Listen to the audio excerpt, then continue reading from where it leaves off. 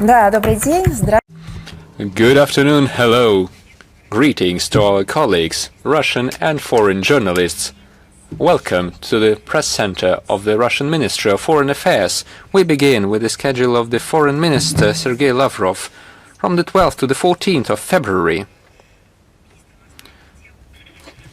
The Minister of Foreign Affairs of Burkina Faso is planning a working visit to Moscow to conclude a number of important bilateral documents on cooperation. Today, a ceremony for the signing of the agreement on the basis of relations between the Russian Federation and Burkina Faso at the level of heads of foreign affairs agencies is expected to take place here at the Smolensk Square at the Russian Foreign Ministry.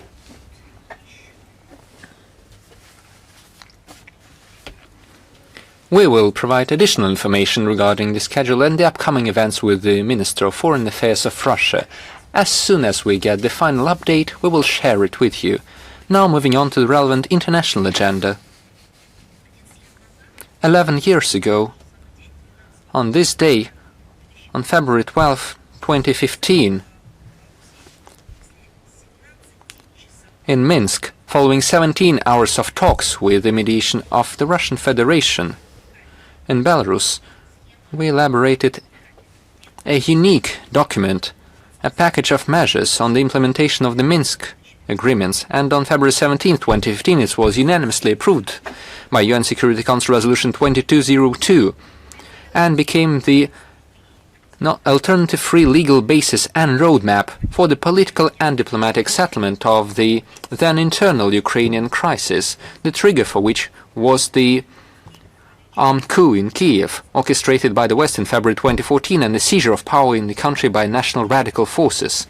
The package of measures opened the way to ending the civil war unleashed by the government of putschists against Donbass, where people demanded observance of their legal rights to speak their native language, teach their children in it, and honor their heroes who saved the world from fascism more than 80 years ago. All attempts by those who seized power in Kiev to suppress the protests of the region's residents, impose their own band-right ideology on them, and bring them to their knees, were doomed to failure. A key element of the Minsk agreements was a direct dialogue between the central authorities of Ukraine and representatives of the DPR and LPR, which had already been proclaimed by that time, on a wide range of issues concerning overcoming the consequences of the armed conflict in the military, political, socio-economic and humanitarian spheres. Among them was the procedure for the reintegration of the Donbas republics into Ukraine back then, on the condition of granting them a permanent special status enshrined in the country's constitution, which implied the preservation of the identity of the Donbas people and the region's ties with Russia. However, at the day, the Kiev authorities sabotaged the fulfillment of its obligations, and the West turned a blind eye to this. Germany and France, let me remind you, who acted as co-authors and co-sponsors of the Minsk process, did not put pressure on Kiev to fulfill what had been signed by everyone. Later, in December 2022, former German Chancellor Angela Merkel and former French President François Hollande, who were directly involved in the negotiation process in Minsk, admitted that the Minsk agreements were needed to give Kiev time to strengthen its armed forces for a war with Russia and not to stop hostilities. These are their direct quotes. This is how they saw their intermediary role, which turned out to be a fake role, a quasi-mediation role. We see a similar calculation by the Zelensky regime on rearmament and continuation of conflict instead of peaceful settlement. The band-right regime continues to terrorize the civilian population of Russia, cynically intensifying missile and drone attacks on civilian objects, residential buildings, medical institutions, churches. Moreover, it deliberately increases them during important international meetings on conflict settlement. Last week, This was timed to coincide with the regular meeting of the Working Group on Security in the Russia-US-Ukraine format in Abu Dhabi on February 4th to 5th this year. To confirm, here are some facts. Belgorod region, from the 4th to the 5th of February,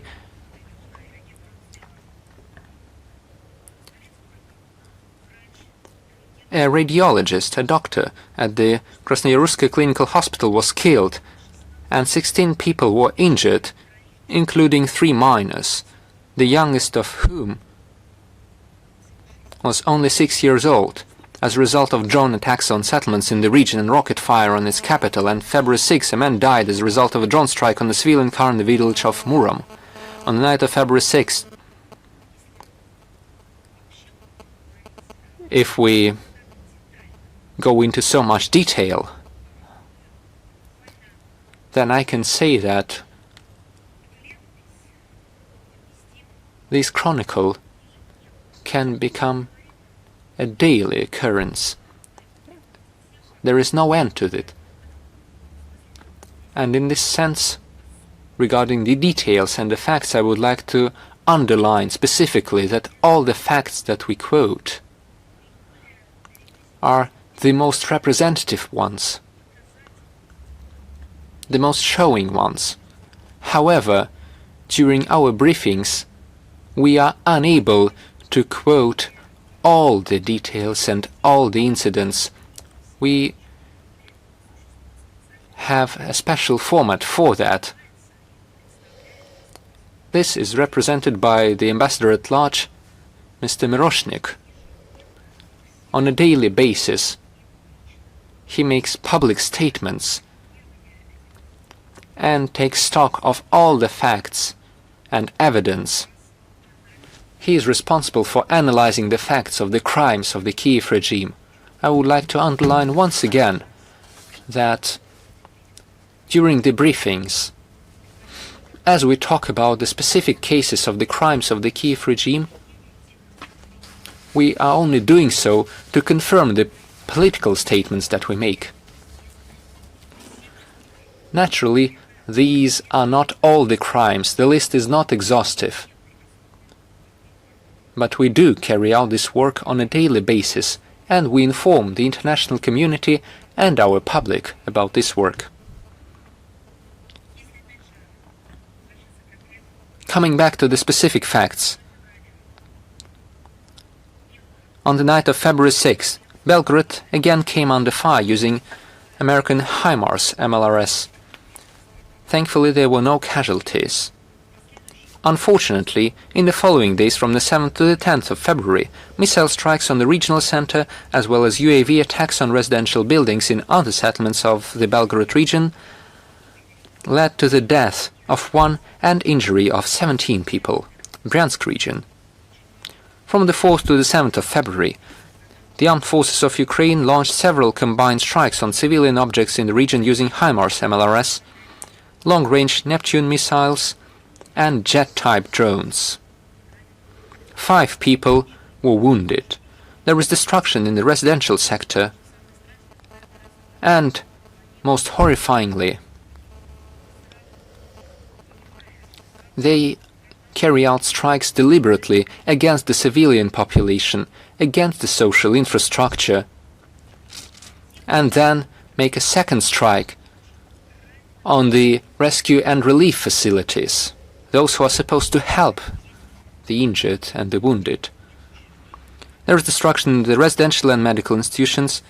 Administrative buildings and the church were damaged. On the 8th to the 9th of February, Banderites attacked the territory of an agro-industrial enterprise in the village of Krapivna and residential buildings in a number of settlements in the Bryansk region with drones. 3 people were injured. The Zaporozhye region, on February 6th to 7th, due to Ukrainian UAV attacks, 3 people were injured, 1 of them died. On February 10th, the AFU attacked a funeral procession in the village of Skelki, Vasilievsky municipal district. As a result of the attack, the rector of the local Assumption Church, Father Sergei Klyakin, died, and 6 other people received shrapnel wounds of varying severity. Kursk region, on February 7th, as a result of a fire caused by the fall of an AFU drone on the territory of a private house in the village of Verkhny Lybash, a man died and 3 people were injured, including a 13-year-old girl. On February 10th, Following AFU drone strikes on cars in the area of the village of Yemkovo and the village of Krasnaya Polyana, 3 civilians, including a 16-year-old teenager, were injured. The Lugansk People's Republic, on February 3rd, a young woman and a young man were killed by a Ukrainian drone attack on a minibus near the village of Novokrasnyanka, and on February 5th, as a result of a UAV strike on an apartment building in the city of Foriegn, a family of 5 people was injured, including children aged 5 months, 3 and 7 years. Rostov region, on February 5th, a civilian was injured in the city of Bataysk due to falling debris from a downed AFU drone. Kherson region, on February 3rd, as a result of artillery shelling by the AFU of a crowded place near shops and a multifunctional center in the city of Novaya Kakhovka, 3 civilians were killed and several people were injured. On February 5th to 8th, 12 people, mostly elderly, suffered from the enemy shelling and drone attacks in the cities of Alyoshki, Kakhovka and Golye Pristin, as well as on the road between the villages of Male Kakhovka and Tavriske. On February 10th, as a result of a deliberate attack by a Ukrainian UAV in the village of Velika Lepeticha, 2 girls aged 9 and 10 received multiple shrapnel wounds. What is their fault? What is their crime for which they were supposedly punished by the AFU? The crime was just playing outside on the street. A surviving resident of the city of Seversk in the DPR shared with the media heartbreaking evidence of crimes by the AFU, who killed all her relatives and numerous citizens. Her younger brother and other unarmed young men were shot by the neo-Banderites under the pretext of refusing to join them. On February 6th, in Moscow, you are aware of that, this was reported by the media and our law enforcers, an assassination attempt was made on Lieutenant General Vladimir Stepanovich Alexeyev, first deputy head of the main directorate of the General Staff of the Armed Forces of the Russian Federation, who headed our country's delegation at the trilateral peace talks in Abu Dhabi. It is noteworthy that the day before, Zelensky in his TV address announced the coordination, this is a quote, of new such operations on our territory with the recently appointed head of the SBU, Evgeny Khmara, who recently got his hand in committing such attacks in Russia. This terrorist attack once again confirmed the focus of the Zelensky regime on constant provocations aimed at disrupting the negotiation process on the settlement, which was supposedly meant to end the conflict and settle it. Apparently, Kiev is ready to do anything to try to prevent the achievement of a just peace.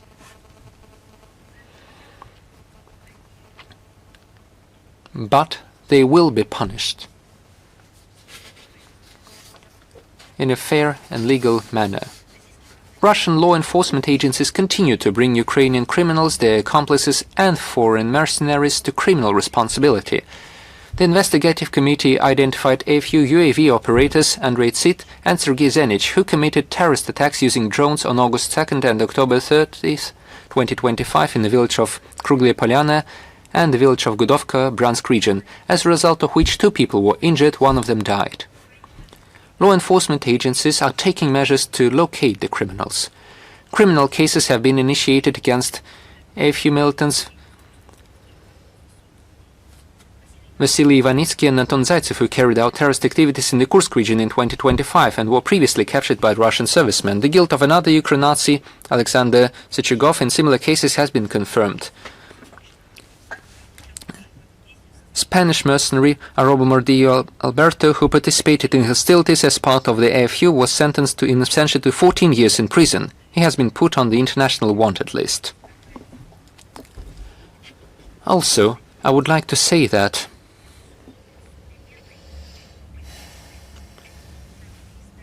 they have modern and historical sources of support.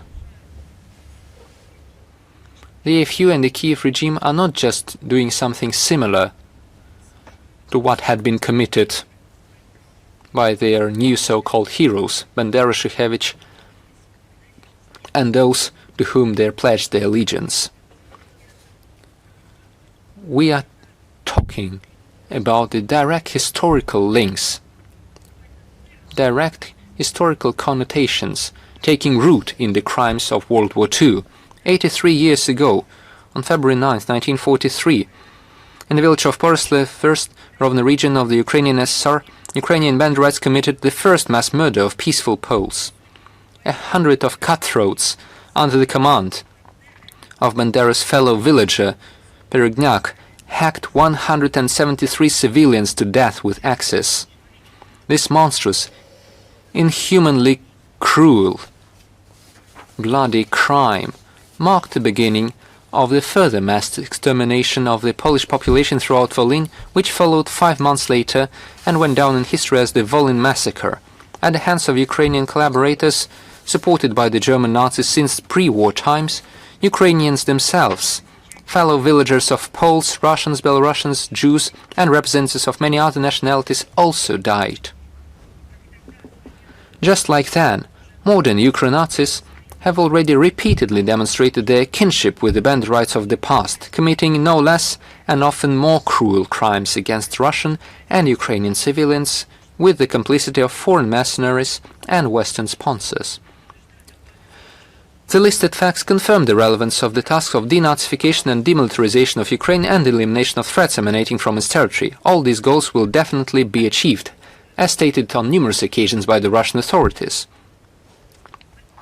And now look at their back vocals, so to speak, a choir of those who provide them with financial, military, political and other types of support.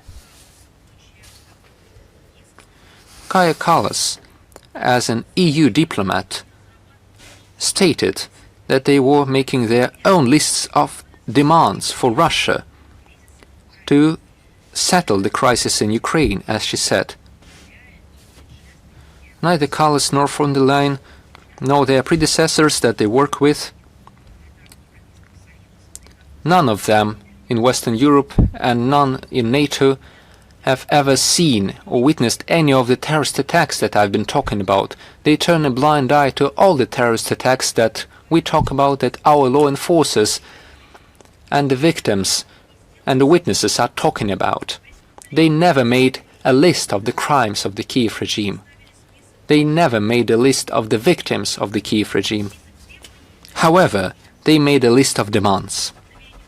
The intentions of the EU High Representative for Foreign Affairs and Security Policy to prepare a set of conditions, as she said, for Moscow, without which the European Union will not support peace in Ukraine.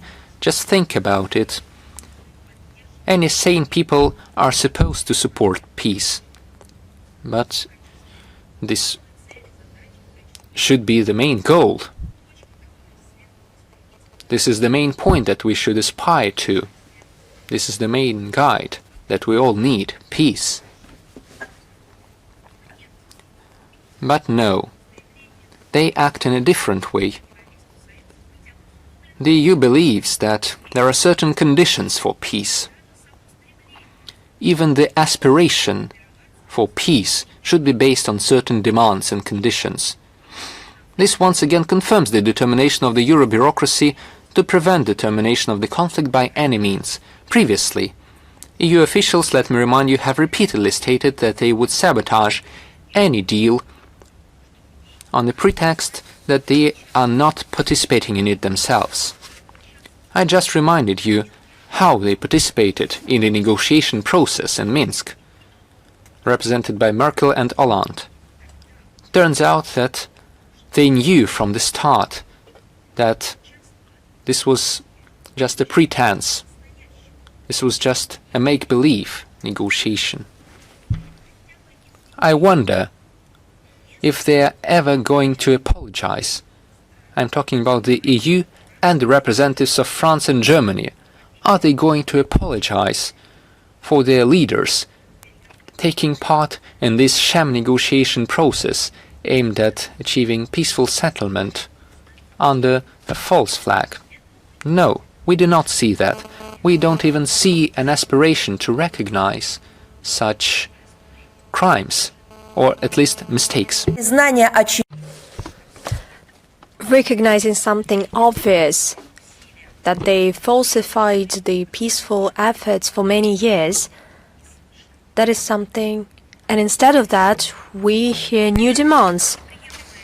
They imposed unacceptable conditions for us, be it the peace formula of Zelensky or the placing of some kind of the international peacekeeping contingent troops in Ukraine. But none of that can be a realistic framework for peaceful arrangements. But they've been telling us about that, presenting it as their demands. At the same time, they continue pumping the Kiev regime with weaponry, and by doing that, they help escalate the conflict and carry out terrorist attacks by the Kiev regime.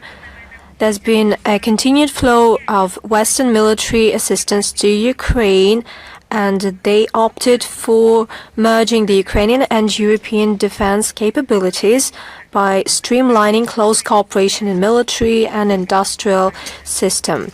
At the current stage, the EU is the one that does not allow the Kiev regime to have any compromise whatsoever. The position of our country regarding the Ukrainian settlement is well known. We have repeatedly outlined it at the summit level. Moscow has always remained open for a dialogue on an equal footing with all those who is ready to make a constructive contribution. But so far, until the EU does not understand that alleviating the root causes of the Ukrainian conflict is not a concession to Russia, but rather a contribution to the long-term stability and security in Europe, we cannot talk about their role in the peaceful settlement whatsoever. Besides, in order to be at the negotiating table, you need to behave. What the EU has been doing right now, the rhetoric that they make, the kind of insults and the lies that they keep on telling,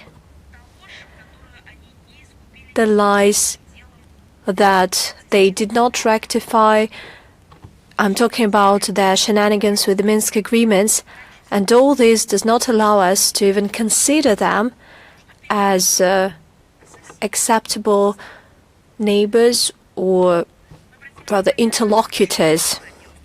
We took note of the heated debate in Ireland regarding the proposal by the European Commission to provide €90 billion loan to Ukraine for 2026-2027.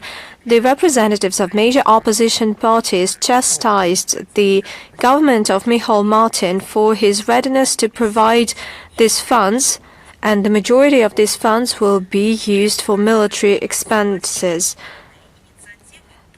As Dublin agrees to such an initiative, basically it signed up to the continued escalation of military hostilities, and it will be only beneficial for the producers of military products, including from the EU countries. The EU allegedly was conceived as a peaceful organization, not a war machine. That's what people who are not happy with this course say. Actually, these funds will be used for terrorist and extremist means, and they will end up in the pockets of unsatiable, corrupt people in Kiev. Dublin has already allocated €464.4 million to the Zelensky regime. At the end of the day, these funds and new allocations will be a burden for rank-and-file Irish taxpayers, and nobody asked them for, and nobody even accounted before them.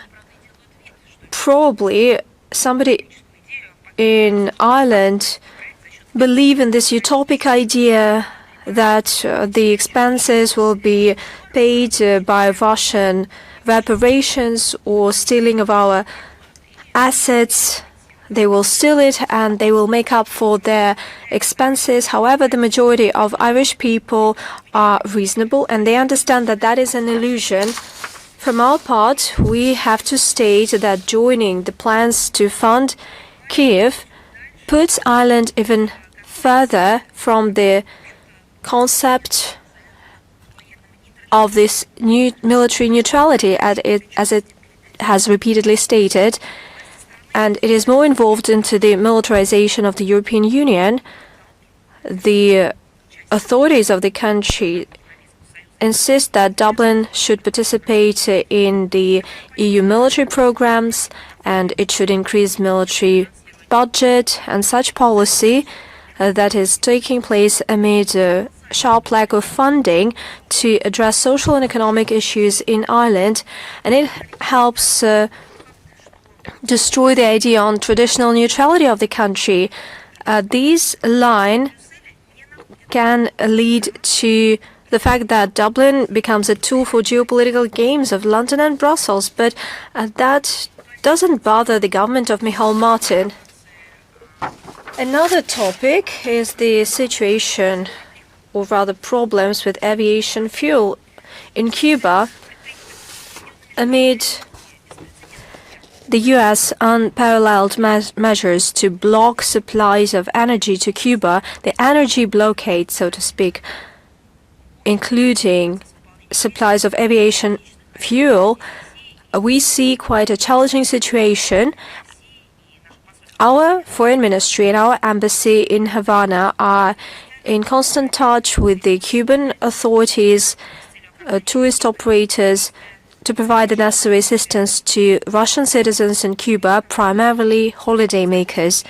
We assume that the actions of external forces that want to have an aggravated energy crisis in Cuba and the suspension of air flights to Cuba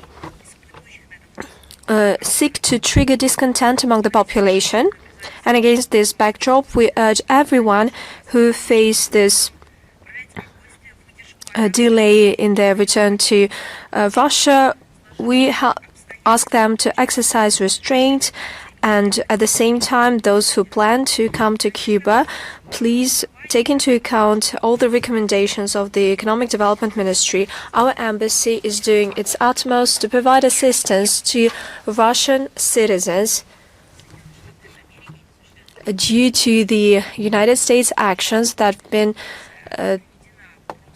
having this embargo of Cuba, and currently the situation is becoming absurd because they strike the interests of people logistic-wise, and for all this time they've been talking about human rights. Our embassy has been doing its utmost helping the people. There's the hotline operating. We publish promptly information on how to get back home and on the upcoming flights. Please keep in touch with the embassy and follow the webpage of the embassy and social networks of the embassy. You can choose any means that you prefer in this sense. And without any doubt, we keep in touch with all the relevant authorities, all the agencies and the ministries of the Russian government to address this situation and to provide assistance to the Russian citizens.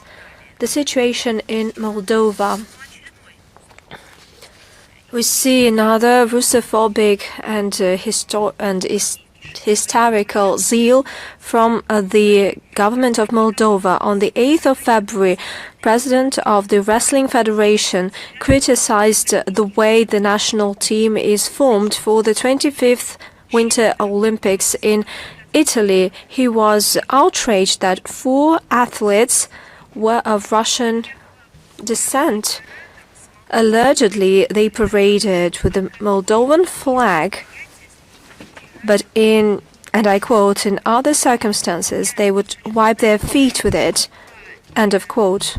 I would like to say that these are not just words of some crazy person or an outcast. I cannot describe this man in such a way. He needs to have the necessary medical tests for that, but let me highlight that this is an official who makes such statements on their athletes, the athletes that represent his country and defend the honor of his motherland. In terms of common sense and the health issues, well, we cannot explain that. Unfortunately, such rhetoric has become a commonplace for Moldovan authorities. It is fueling tension in the society, and instead of taking into account the public mood and instead of searching all national compromise, the authorities use this language of hatred. On the 6th of February, the Speaker of the Moldovan Parliament claimed that any citizen of the Republic that has basic knowledge of or education would vote for unifying with Romania, not for unifying the Moldovan society that would overcome this disintegration, but it would vote for unifying with Romania. He tried to mar the period when Bessarabia was part of the Russian Empire from 1812 to 1917, and he noted that from that stage on, the citizens got this idea, this dream, and this sense of injustice.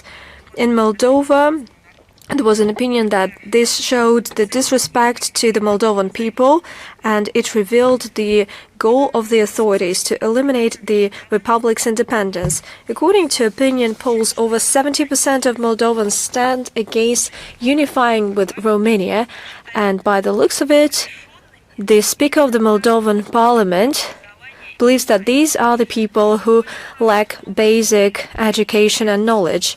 Since Moldovan politicians allow themselves such things, and since they are so bothered by history, and since they allow themselves to distort history, let me remind you of some facts. During the period when it was part of the Russian Empire, Bessarabia saw positive trends. The population has increased by 7.5 times. According to the All Russia census in 1897, Bessarabia became one of the top three of the most populated territories in Russia. There's been progress in crafts and manufacturing facilities, primarily flour milling, butter making, leather industry, and from 1812 to 1847, the number of craftsmen increased by 2 times. It has doubled from 5 to 12,000 people, and an important landmine was the use of steam engines. In the second half of 1970s, the number of engines increased, amounting to 723. There were significant changes in agriculture. The region cultivated high-quality types of wheat, and it also produced corn, barley, oat. While in terms of wine making, it ranked top in Russia. In 1870, the vineyards were 28,000 hectares, well, approximately, but in 1900 it achieved 80,000 hectares approximately. 70,000 hectares were owned by peasants. And the transport system has been developing. There were positive trends in science and arts, and there was a growth in educational facilities number, and the Moldovan culture and literature was also developed.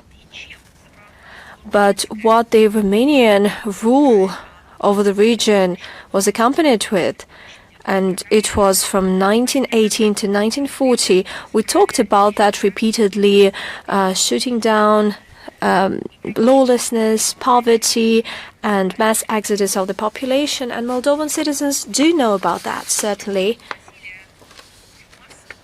By the way, there were requests from journalists en masse regarding the statements by Macron to revive contacts with Russia. You know what? The thing is that the French president has recently made an interview with the Deutsche Funk on rebuilding channels of communication with Russia at the technical level. That's how he put it. And he intends to share the outcome of these contacts with European partners in order to develop the well-organized European approach. And that's his direct quote.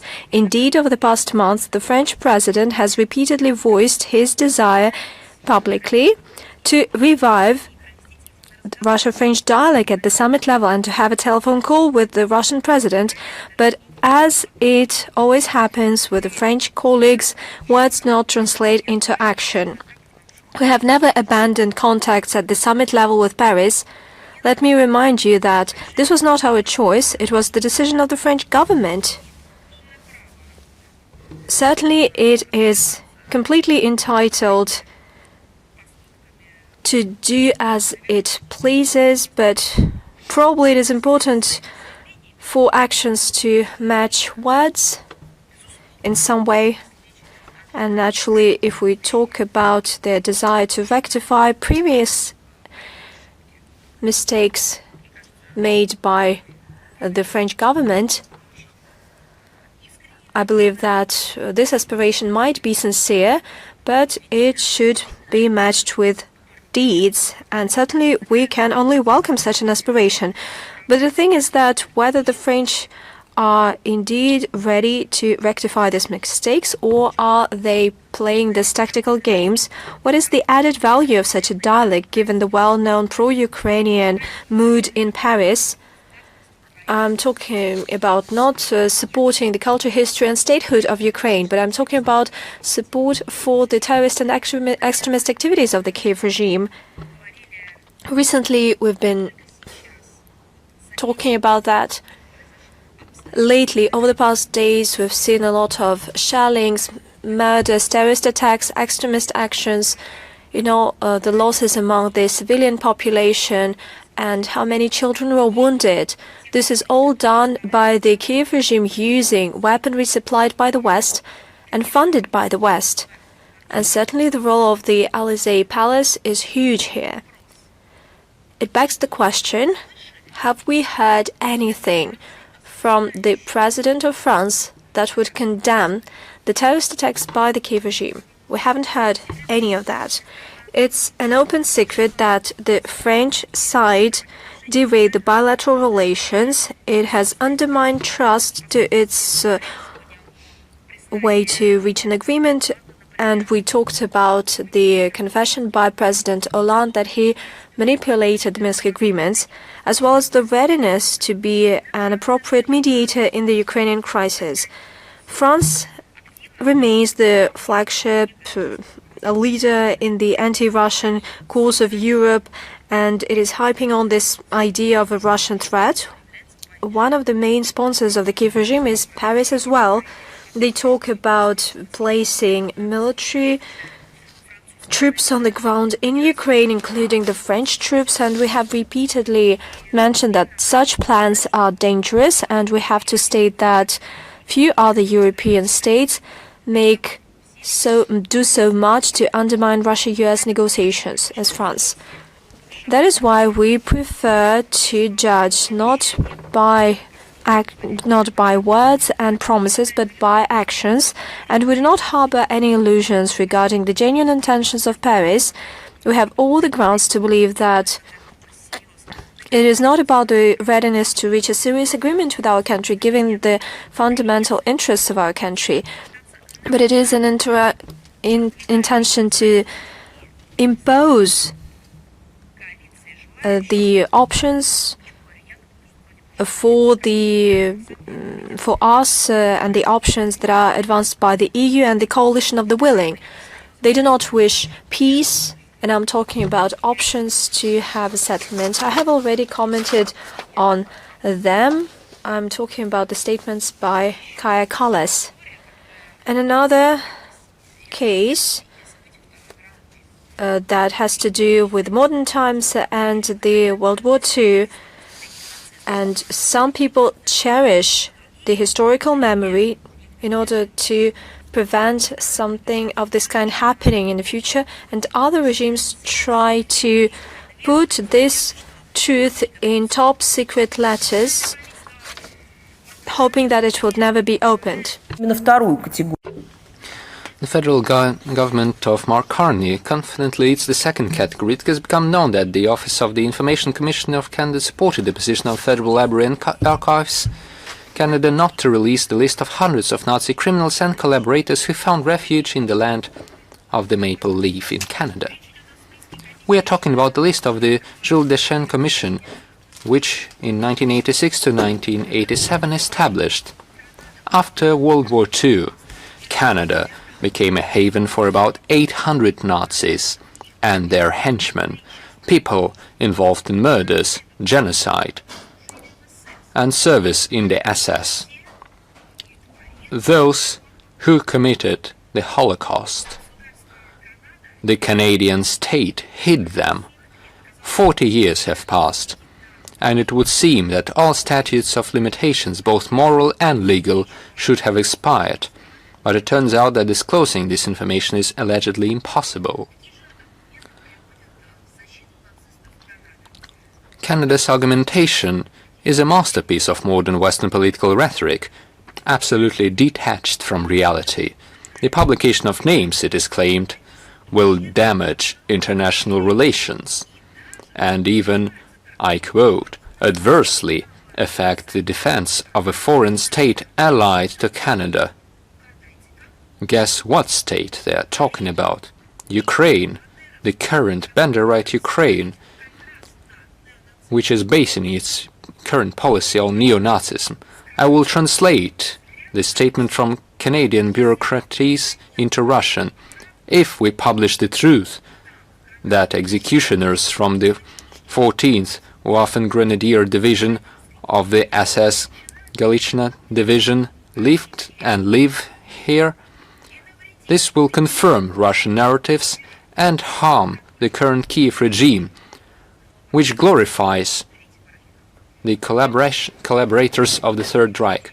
The problem is not that these criminals lived or live in Canada. It's something else. The concealment of Nazis will become generally known, and this will be confirmed by solid documentary evidence. Instead of confessing, the current authorities will reveal that they've been hiding and raising future generations for politicians who are supposed to bring these neo-Nazi notes to the modern international relations. But instead of confessing and saying, yes, there was such a dark page in the history of our country, of Canada, and the Canadian authorities could have said that they condemned it, but instead, Ottawa declares the truth to be both a state secret and even a threat. Canadian authorities are hiding behind the screen of so-called national security. But what security are we talking about? Is this the security carried out by hiding the fact that they've been hiding the Nazis, that they have blood on their hands, that they've been hiding the future elites of Canada? What kind of security can be built on lies and the lives of the murdered people, the tormented children? What moral authority is possible with such doublethink? This approach insults the memory of all those who gave their lives in the fight against the brown plague of the 20th century.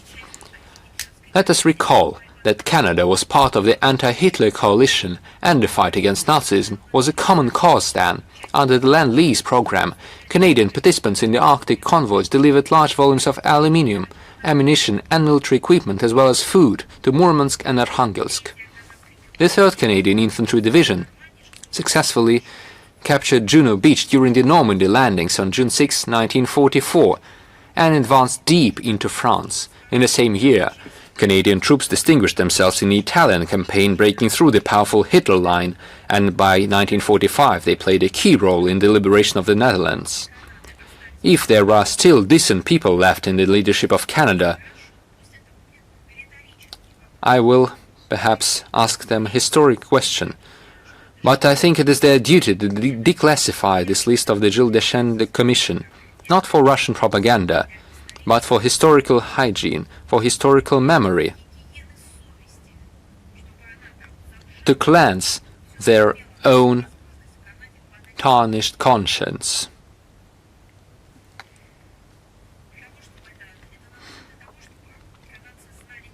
This should be done so that Canadians not only know about the exploits of their ancestors on the fields of the World War II, but also about whom the authorities of their country sheltered after the war, because they are currently killing the memory of the Canadians who are fighting on the right side of history against Nazism and fascism. those who were defeating the remnants of the Third Reich. As long as this list lies under lock and key, the shadow of complicity falls not on the dead criminals, but on the currently living politicians who cover for them in Canada, those in power, like Christy Friedland, who was the Foreign Minister of Canada and later Vice Prime Minister, granddaughter of Chomiak. And speaking of modern neo-Nazism, Latvia continues the accelerated policy of total de-Russification of its public life. After the ban on the Russian language in the school education system, it was the turn of healthcare institutions since January 30th of this year as part of the implementation of discriminatory amendments to the national security law prohibiting the employment of citizens of Russia and Belarus at critical infrastructure facilities. A wave of cuts in medical institution employees, holders of Russian and Belarusian passports, has been launched. What is this?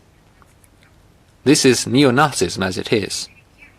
The people are being segregated and bullied on a national basis. There is no doubt that this will cause serious damage to the already noticeably limping sphere of medical care for the residents of Latvia against the background of rapidly growing rates of depopulation and the flight of qualified specialists abroad. Over the past 20 years, the population of Latvia has decreased by 18%, and its number in 2021 equaled the level of 1925. This is the highest depopulation rate among European states.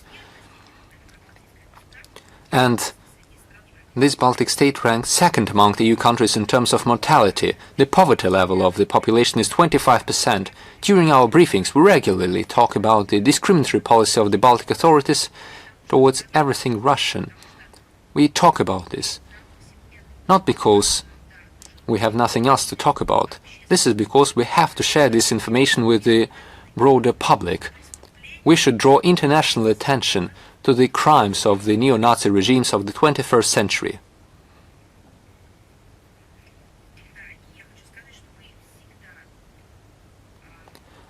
And I must say that we are always ready and willing to provide assistance for the employment of the specialists who are being bullied and repressed in such a shameful manner in these countries. Those who associate themselves with Russia, the Russian culture, history and nationality. We have demand for specialists of various professions in our country. We have experience of hosting highly qualified and experienced specialists. We have the necessary legal framework for that. And please keep that in mind. And here is another fact. On the 1st of February, vandals once again desecrated the monument in Bulgaria, the Alyosha monument, reminding of the victory of the Soviet people in World War II, and it's becoming a victim of barbaric attacks. However, the Bulgarian authorities, as before, turn a blind eye to such so-called incidents and, by their inaction, indulge outright manifestations of revanchism. We see neo-Nazis marching with torches in Sofia, houses painted with swastikas. We observe with bitterness how monuments to heroes who liberated Bulgaria from the Hitlerite yoke are desecrated and demolished. We have to state that the ruling elite in Bulgaria has consigned the anti-fascist heritage of its ancestors to oblivion. At the same time, we observe something else: Bulgarian citizens carrying flowers to monuments to Soviet heroes engaged in protecting and repairing memorial objects. Those who honor the feat of their compatriots who fought shoulder to shoulder with Red Army soldiers against the hordes of the Wehrmacht. The grateful memory of the people is alive, as we see, and we are on the same path with these people. Together, we will defend historical truth and common values. Moving on to Japan. On February 7th, Japan organized celebrations of the so-called Days of the Northern Territories.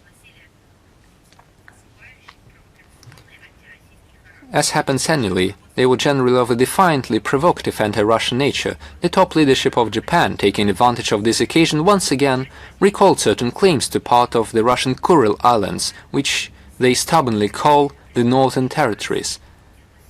At the same time, an inappropriate link was once again made with the situation in Ukraine. I can't understand this. Are the Japanese willing for everyone to believe that their country is facing the same situation as Ukraine?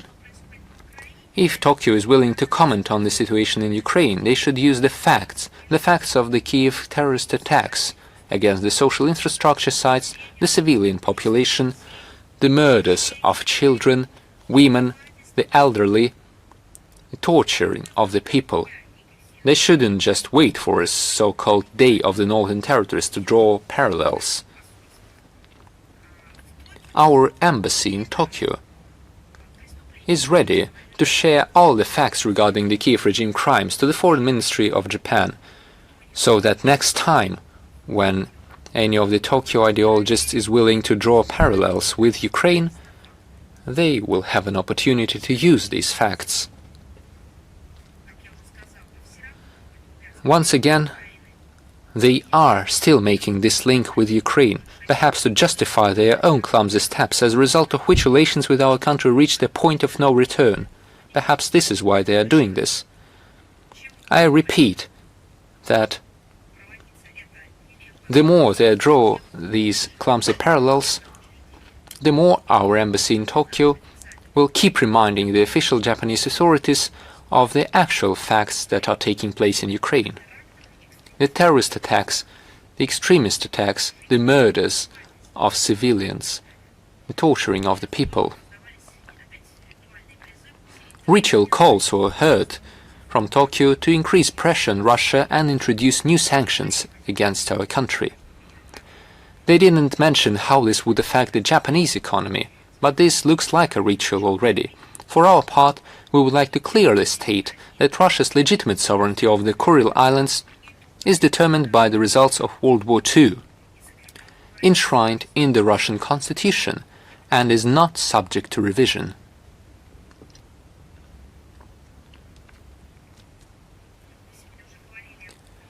Today we were talking about the Olympics, and we had questions about it on the participation of Russian athletes in particular. I would like to say that last week, as you know, the 25th Winter Olympics in Italy started from the 6th to the 22nd of February. The Olympic Games are always a celebration of sport, serving as a symbol of unity, the pursuit of perfection, fair competition, respect for the values underlying the Olympic movement and underlying the Olympic Charter. We are convinced that sport must remain neutral in the best sense of the word, and international sports competition must remain open to all athletes without exception. Having overcome all difficulties and restrictions, 13 Russians received admission to competitions in 6 sports. They are taking part in the Games in a neutral status, without a flag. At the same time, despite everything, for us these athletes are representatives of Russia, and we will certainly follow their performances and root for them. We will continue to restore the rights of domestic athletes and return Russian sport to the international arena. About 70 international federations allow adult athletes from Russia to international starts, and juniors once again received the opportunity to perform at competitions under the national flag and with the anthem. We count on the speedy restoration of the full status of the Russian Olympic Committee. For our part, we will contribute to this in every possible way.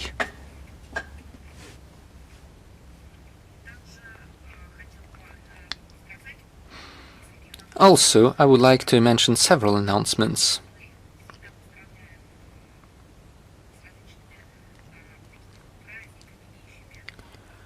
We always celebrate various historically valuable occasions, especially when they bring together citizens of various countries and peoples living in different corners of our planet. And now we are looking forward to the celebrations of the Eastern or Oriental New Years. Each country celebrates this in their own way, and we always congratulate the representatives of the diplomatic corps from these countries accredited to Moscow, who celebrate the traditional New Year, or the Lunar New Year, or the Eastern New Year, for whom this is one of the major or the main festivities of the year. And now I would like to mention another good tradition.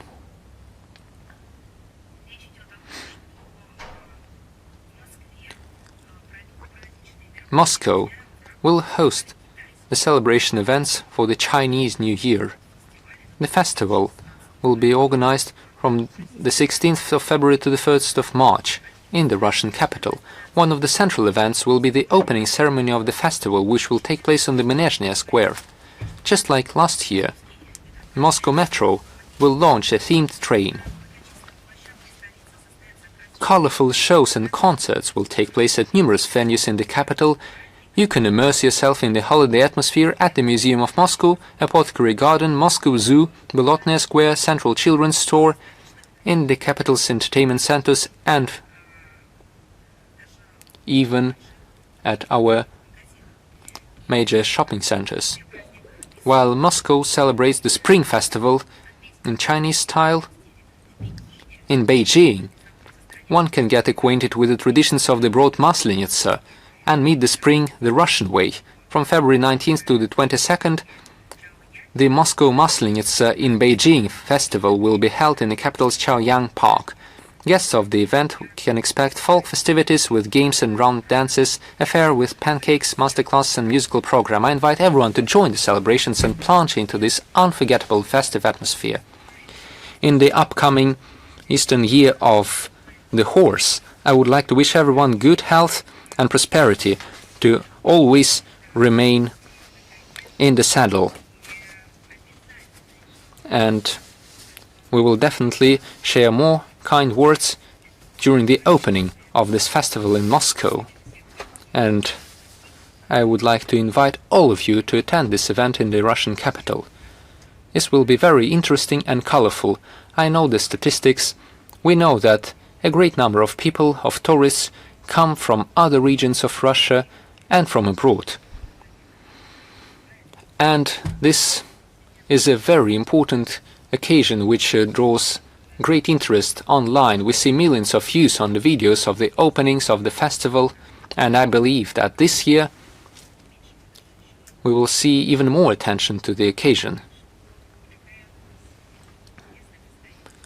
This is the interesting and colorful number of events that we're expecting. And I have another announcement. This will be published on our social media accounts. I'm talking about the 250th anniversary of the birth of the Greek and Russian diplomat Ivan Capodistria.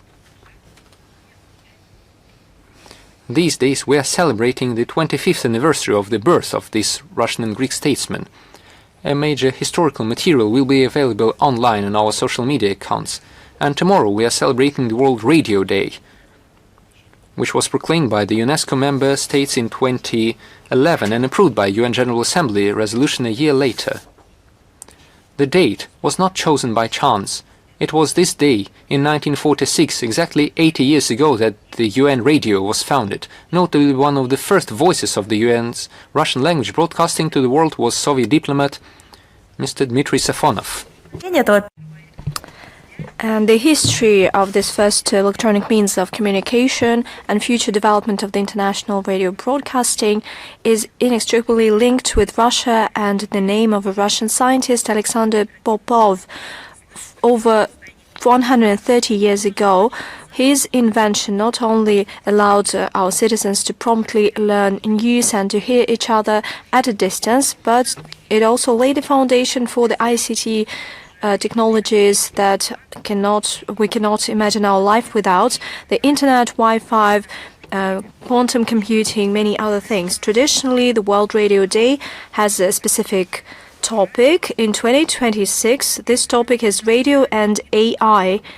In this age of digital technologies, radio has not become the relic of the past. It continues to actively develop and combine analog signals with cutting-edge multimedia formats, and that is why it remains relevant, up-to-date, reliable and affordable tool of getting information in all parts of the world. Introducing AI solutions is another stage in the radio evolution. with due human control and with respect for reliability, security, and ethics, while the AI is capable of becoming an official communicator between various systems, and it could simplify technological processes, and it could also increase the number of faithful audience. We regret that 15 years after the proclamation of the World Radio Day, that seeks to increase accessibility to the information, the collective West takes all the efforts in order to put out of broadcasting the viewpoints that it does not like. Today, Russian media and journalists, including the radio broadcasters, face harsh censorship by progressive democracies. The Russian media outlets are being cancelled. We're talking about many Russian media. They face sanctions. Their signal is jammed, and the access is blocked. The sectoral international entities that seek to ensure safety and professional rights of journalists and media freedom, such as UNESCO, the OHCHR, the OSCE, continue to keep silent and ignore any forms of persecution. I'm talking about their response, although they see that the persecution against Russian media outlets have turned into this witch hunt. We believe that it is unacceptable, and we would ensure that these institutions should implement their mandate in good faith, and those who were at the origins of the World Radio Day have special moral responsibility for the honest assessment of the real state of affairs. I would like to congratulate radio companies and media operators that have a lot of things to do with this area. The anchors, the correspondents, the copy editors, producers, sound producers. I wish them new success, achievements, good health and prosperity, certainly.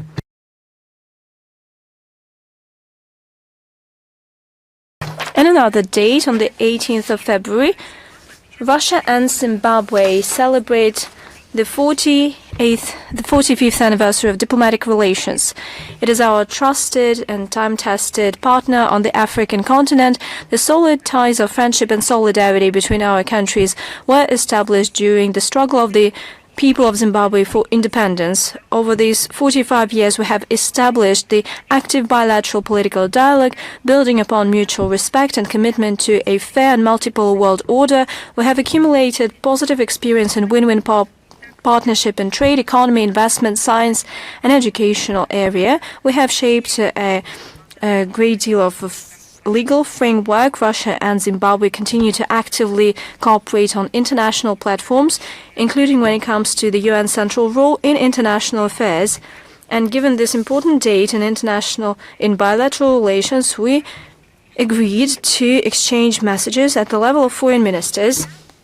On the 19th of February, Russia and Saudi Arabia celebrate a landmark 100 years anniversary of diplomatic relations. Our country became the first state to recognize the Kingdom of Hijaz, Najda, and the other regions that joined, that turned into the Kingdom of Saudi Arabia under the leadership of King Al Saud. This step laid a solid foundation of future strengthening and galvanizing versatile ties between our friendly states that are built upon trust, respect, and account for each other's interests. Today, it is an important partner of Russia in the Middle East. We have established many-level political dialogue, and the tone is set by the leaders of Russia and Saudi Arabia, the President of Russia, and King Salman, as well as the Crown Prince Mohammed bin Salman. We develop our comprehensive interaction actively with Riyadh. We have this joint intergovernmental Russia-Saudi Arabia Commission on Trade, Economic, Scientific, Technical Cooperation, and The latest session took place successfully on December 1st, 2025 in Riyadh. We are the key producers of oil in the world, and the coordinated actions between them have a direct impact on the global economy. Our countries initiated the OPEC Plus format. It brought together OPEC and non-OPEC members. The decisions within the OPEC Plus help mitigate price fluctuations and ensure the predictability in the market. A significant role in our relations is played in cultural and humanitarian area, and a bright case in point is the participation of Saudi Arabia in the revived Intervision International Music Contest. It took place successfully in Russia in September last year, and it further on decided to host this contest this year in Saudi Arabia. Throughout this year, we plan to organize various events. Not so long ago, during the visit of Mr. Minihanov to Saudi Arabia, the Consulate General in Jeddah opened a memorial plaque to honor Consulate General and the permanent representative of the Soviet Union to Saudi Arabia, Mr. Hakimov. We also plan to have a photo exhibition in the Russian Foreign Ministry, engaging various ministries, members of parliament, academia, media, representatives, as well as diplomatic missions of friendly countries. We will also organize a host of academic discussions, roundtables, seminars, and sessions. For instance, at the Hakimov Club, we plan to have this, and within the Russia Islamic World Strategic Vision Group. And a landmark in the celebration will be the participation of Saudi Arabia as the guest country in the 29th St. Petersburg International Economic Forum. Such a step will help further strengthen our business partnership and galvanize cooperation in the most important and promising sectors. We will definitely keep you updated on all the events that I've mentioned. There is more to come. It's just the main lines around which we will organize this anniversary celebrations. On February 18th to 21st, within the Gorchakov Foundation, we'll have the third diplomatic forum in the name of Churkin, and the main topic is diplomacy amid hybrid wars. The participants will discuss nuclear non-proliferation, international law, and the state sovereignty principle. They will also cover neocolonialism at the modern stage with a focus on a fair world order. Prominent statesmen and public activists, experts, political scientists, historians, and journalists will address the platform. The organizers invite everyone aged under 35 to participate, and as per tradition, we'll provide the link in the text of our briefing.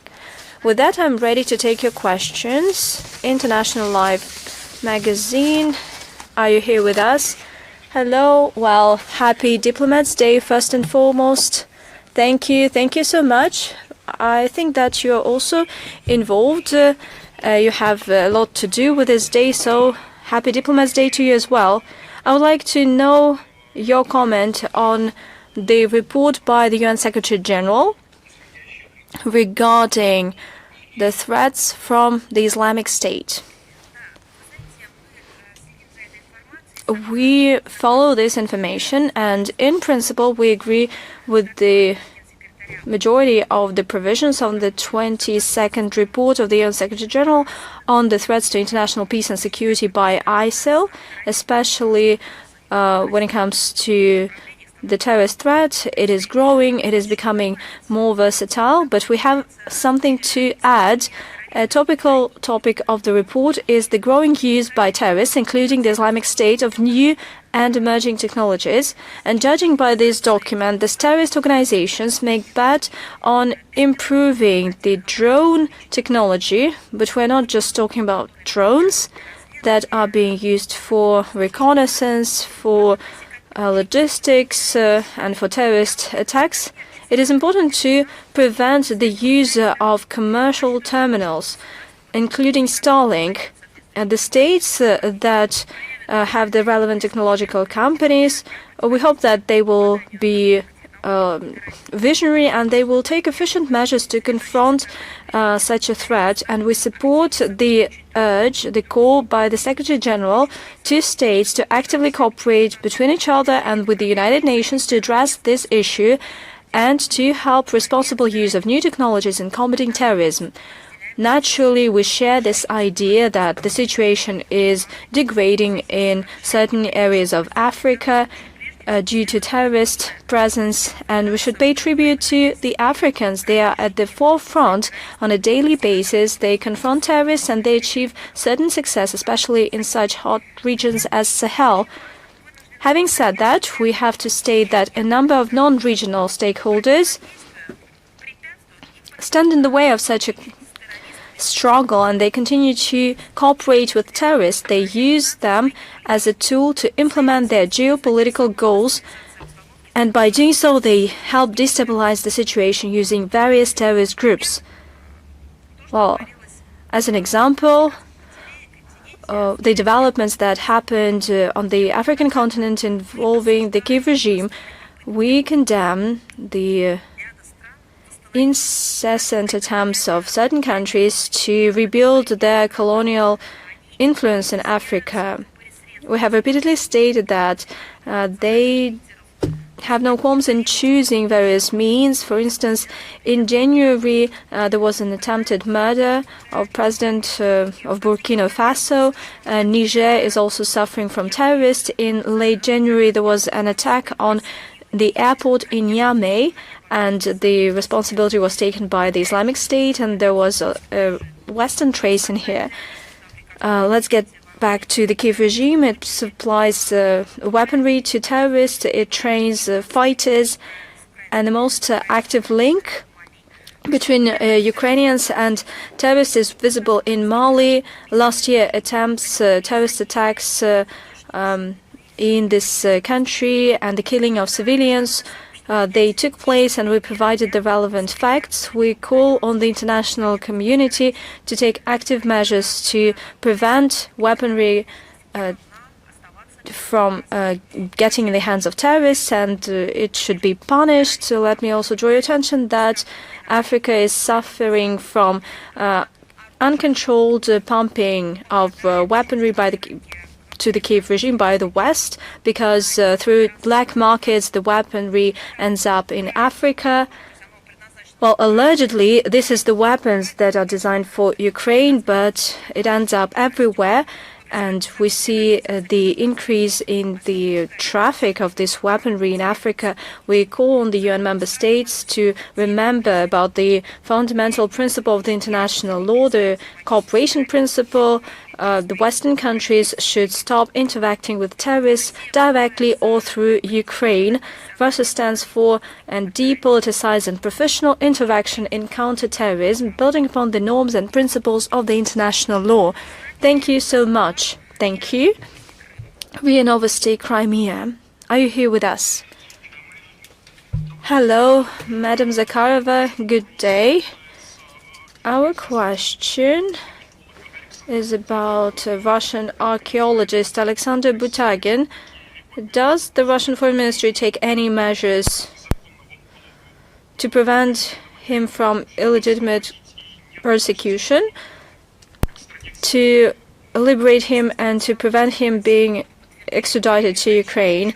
The Russian Foreign Ministry continues to do its utmost to help Russian archaeologist who was detained in Poland under absurd accusations made by Ukraine. We use the whole diplomatic toolbox.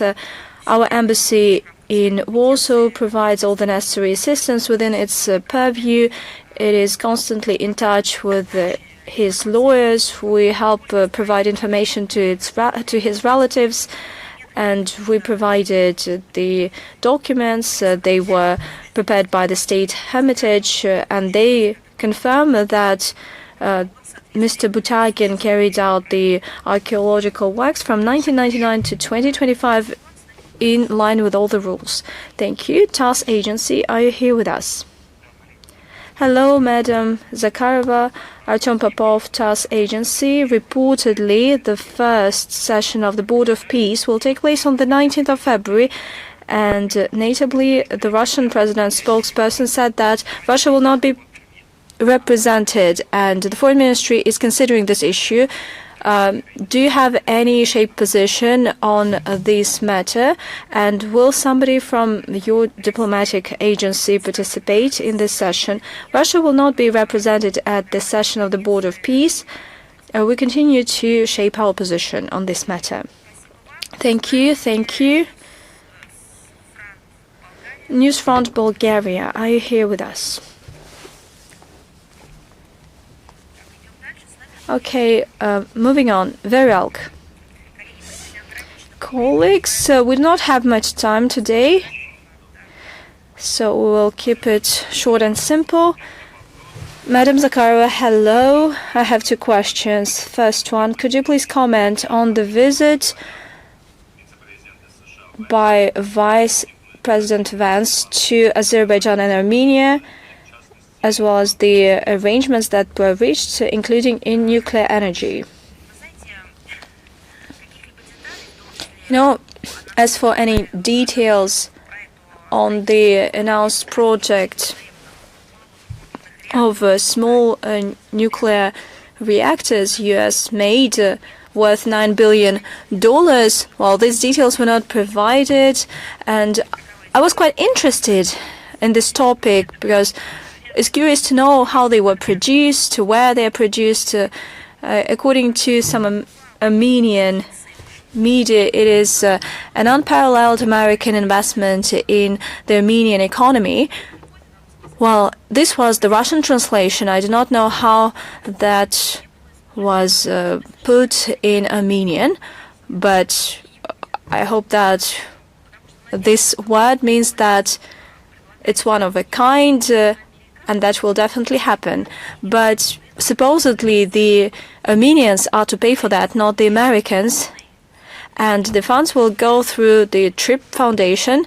Allegedly, it is conceived for other investment projects, so it looks quite murky.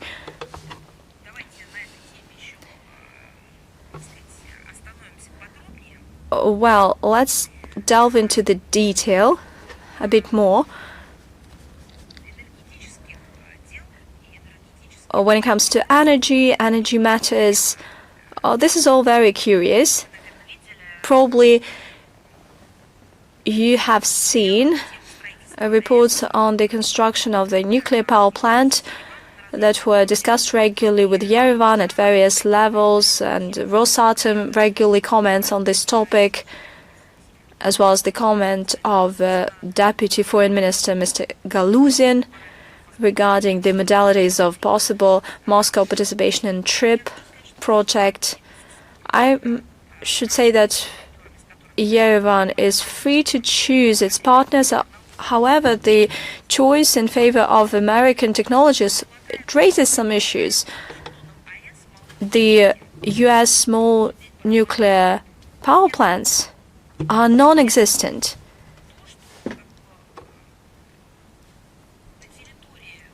It's not that they do not exist in the U.S. territory. They do not exist at all. They only exist on paper. If that's not true, well, correct me if I'm wrong. I try to understand where we can take a look at these miracles of technology, but I haven't found anything.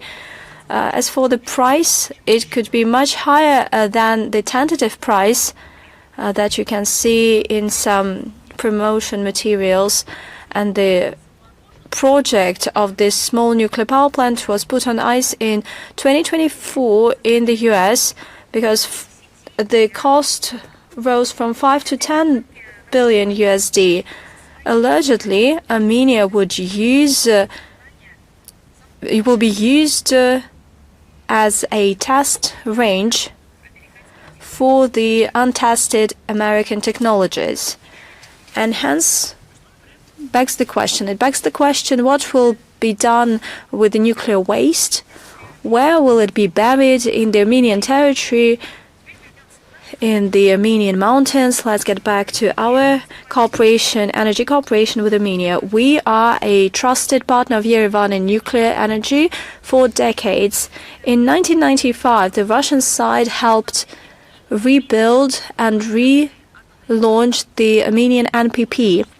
For all these years, we have been providing assistance in operating this, in maintenance and supplying of fuel to the NPP, and with our help, we have extended the operation till 2026, and thanks to that, the Armenian NPP is still in operation.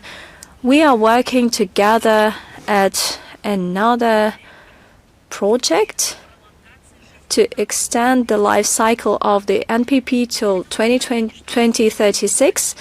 Russia is the only state who's been operating small nuclear power plants, and we have repeatedly provided the tested solutions to our partners, whether it is big NPP or small NPP. We have various options which would make sure that the nuclear power maintains a solid share in the energy balance of the Republic. The competitive advantage of the Russian technologies has been showcased to the Armenian side on numerous occasions. Last time was on the 6th of February during the meeting of the Director General of the Rosatom State Corporation, Mr. Likhachov, with the Chair of the National Assembly of Armenia, Mr. Simonyan, as part of his official visit to Russia. There were numerous discussions of this topic during the sessions of the Bilateral Intergovernmental Commission on Economic Cooperation, and mindful of the nature of the bilateral relations between our two countries, we stand ready to elaborate reduced rate financing models, and we talked about this with the Armenian side too, so all these proposals are still relevant. However, should you find any successful project of the aforementioned American model, please share it with us. Did I answer your question? Yes. In fact, we had two questions. The second question is, what is your view of the visit of J.D. Vance to Armenia? We have already shared our views during the publishing of the official materials. And the second question too, Madam Zakharova, you mentioned the interview by the Deputy Foreign Minister Galuzin, who was talking about Russia acting as a guarantor for the Armenian nuclear power sphere. And he once again said that Russia stood ready to discuss the parameters for Moscow's possible participation in the future project. I have a question. What is the basis for the approach of the Russian side? If the Armenian authorities themselves are saying that this is an entirely Armenian-US project and that Russia will not be invited to join, we see that they are preferring the American side in the construction of the new nuclear power plant. I just made a comment on that. As I said, we have had a long history of cooperation on this track, and it is mutually beneficial. It contributes to strengthening the energy security of our two countries and the region in general. This is not a joking matter. This is not something you can start talking about, then getting the money, and then immediately start constructing some foundation, and then leaving it behind, like they did in the US in 2024. This is a matter of energy security. If the climate were different, and if they could afford not getting heating, or if they had any other sources of energy, perhaps this matter would not be as serious. However, we know the meaning of aid and humanitarian aid to the people of Armenia. We know how the people need warm clothing. We know how families need help when they can't receive any conditions for living. We've been through that. So we want to start getting into these things, since we share a common region, since this is about our common energy security.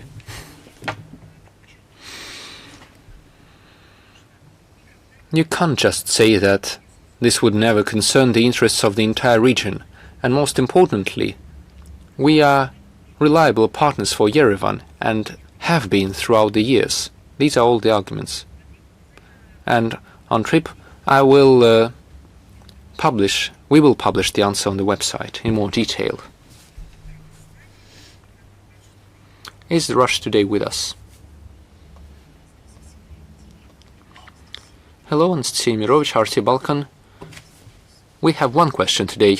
How could you comment on the position of the UK ambassador to Serbia, saying that in accordance with the Resolution 1244 they have the right to arm the regime in Pristina?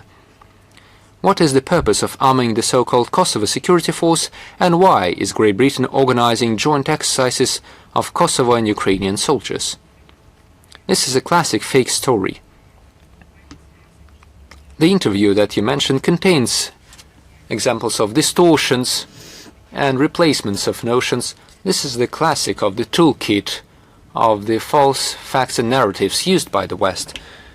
We see London and other capitals are aspiring to legitimize the secondary role of the UN Security Council in the Kosovo settlement. Article 25 of the UN Charter prescribes mandatory compliance by all member states with the decisions of this key body.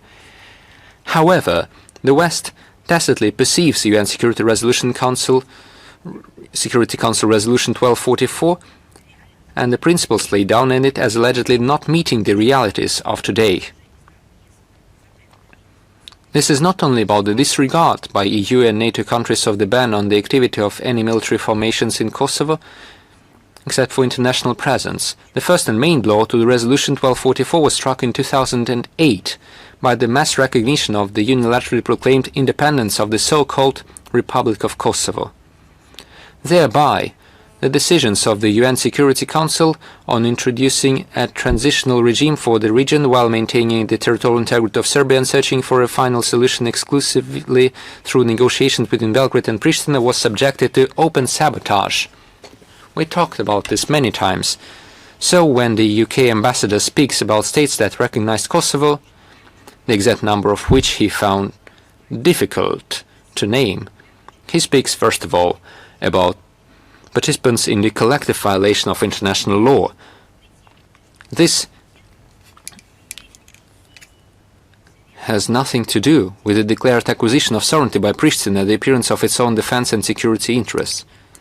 This anti-Serbian action has nothing to do with that.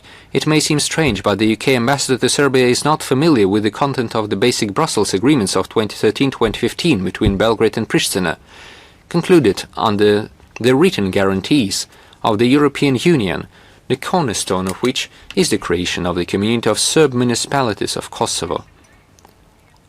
I am not mistaken. The UK was still part of the EU back then. Pristina has defiantly ignored this obligation for almost 13 years. This, however, did not prevent the Briton from baselessly accusing the Serbian side of not fulfilling them. I think they're confused in their own tricks, and the diplomat characterized the agreements of the parties from 2023 as legally binding. Perhaps he forgot that at that time only oral, unsigned understandings were discussed, which Belgrade subsequently officially rejected as contradicting the national interests of Serbia. We once again state that a sustainable settlement of the Kosovo problem is possible exclusively on the basis of the UN Security Council Resolution 1244. We will accept only such a solution that suits the Serbs themselves. Thank you. Thank you. Do we have Sputnik Belarus? Good afternoon, Andrei Spolevsky, Sputnik Belarus.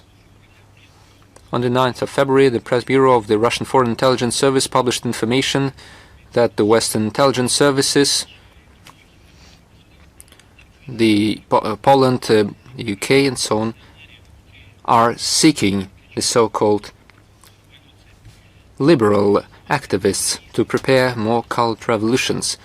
How do you perceive the risks of such activities for the entire Union state of Russia and Belarus, and how are you coordinating the efforts to prevent any foreign attempts to undermine the constitutional order and sovereignty of our countries. We fully share the assessments given by the Foreign Intelligence Service. We have no reasons to doubt the severity of the threats. As you know, in 2020, the Western regimes already tried to establish a network of their influence agents to organize a colored revolution in Belarus. However, thanks to the determination of the Belarusian authorities and people, a Maidan in Belarus was prevented, but the West is still trying to detach our countries from each other. They are trying to seek revenge. Perhaps they are seeking a moment for such an activities. A hypothetical coup in Belarus would undermine all the achievements of our union state with Belarus.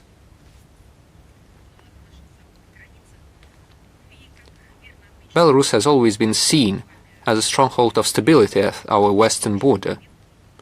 However, the Belarusian society has already received a vaccine against attempts to destabilize the internal political situation. The Republican authorities have taken a number of decisive measures to cleanse the country of the so-called pro-Western democratizing structures and tighten legislation regarding NGOs in order to prevent their subversive work from within. Nevertheless, we and our Belarusian allies do not intend to sit idly by.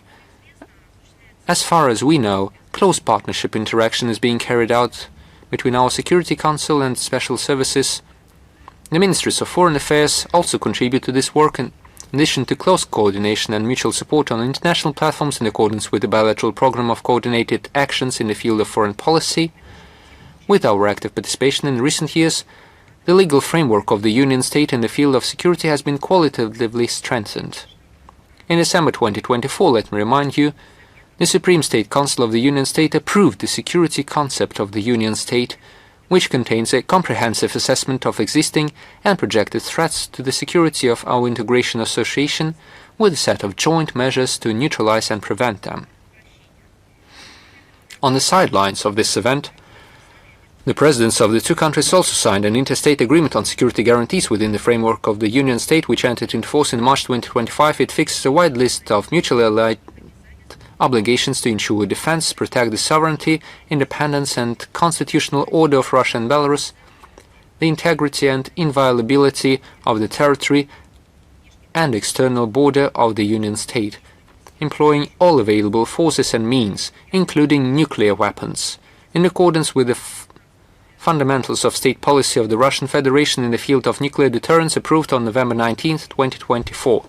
In September 2025, the first meeting of interdepartmental delegations of the two countries headed by Deputy Foreign Ministers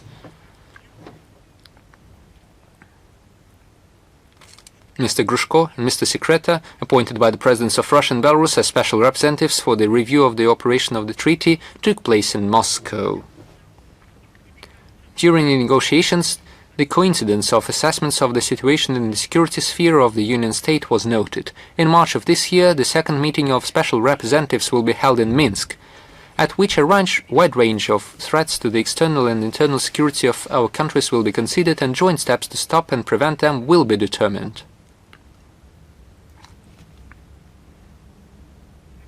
Thank you. Let us move on. Is the news.ru with us? Yes, hello, Madam Zakharova. News.ru, Pavel Vorbyev. We have one question today for you.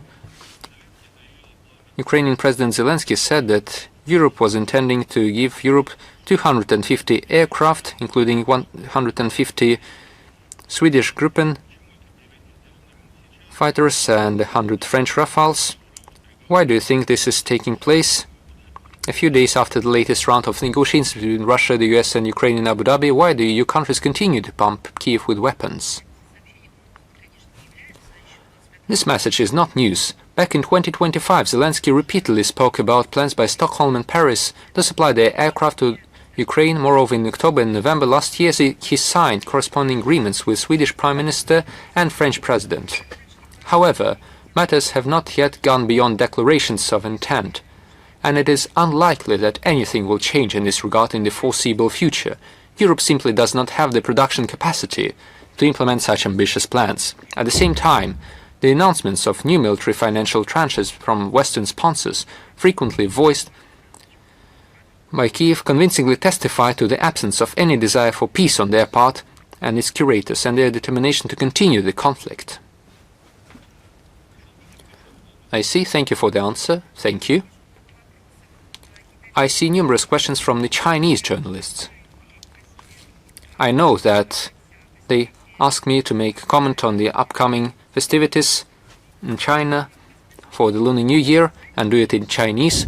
If I may, I will do it separately and we will publish this as a video. And I will have the great pleasure in doing so. Let us move further. Is the Reuters agency with us? Yes, good afternoon. We are with you.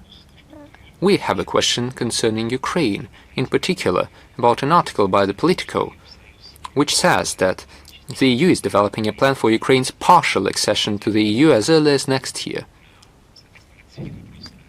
We have a question. Is Ukraine's EU membership still acceptable to Russia? And does Russia not fear the risks?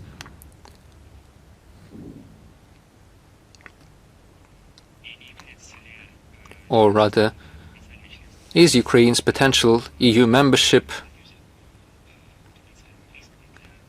a risk for the beginning of a pan-European conflict?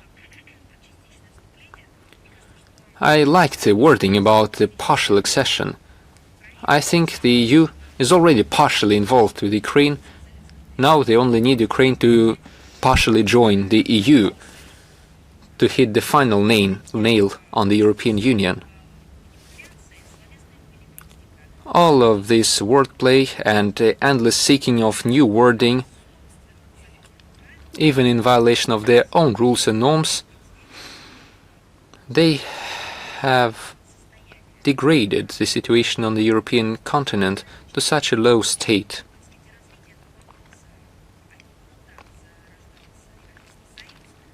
There is no economic point, there is no humanitarian dimension, there is no coordination in the peace-building sphere if we are talking about this initiative. This is only about pure manipulations by the Western curators and the Kiev regime, which they are using as their own tool. We clearly understand that such activities will continue.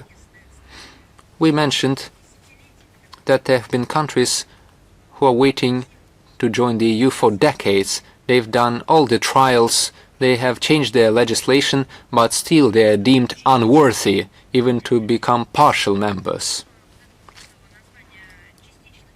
Perhaps Ukraine is worthy of this proud title of the partial member. This is nothing but political manipulation. Thank you very much. We're going very fast through the questions. Is the Kodtsin agency with us? Yes. Hello, Madam Zakharova. I have a question regarding the situation regarding the expiration of the New START Treaty.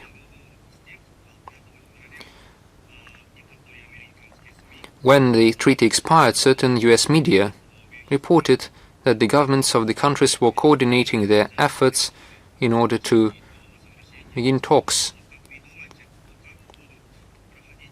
on an extension of it. How do you think the talks between the countries will take place? And will they take place?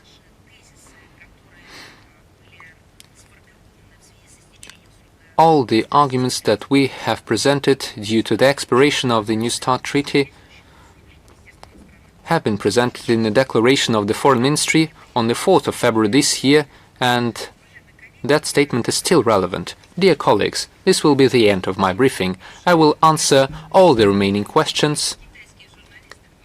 Some of you, like the Chinese journalists, will get an exclusive video of a message in the Chinese language. Some will get their answers when we publish the materials on our website. Thank you very much and all the best to you.